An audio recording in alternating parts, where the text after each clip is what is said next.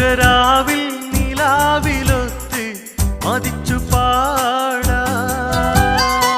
മുഹബ്ബത്തിന്റെ സുഗന്ധമുള്ള മാല കോർക്കാം.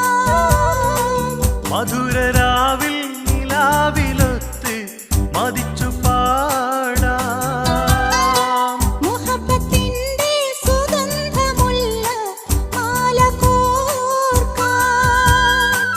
ജിന്നു തീർത്ത പൊൻകുറൂസിൽ രസിച്ച് കൂടാം.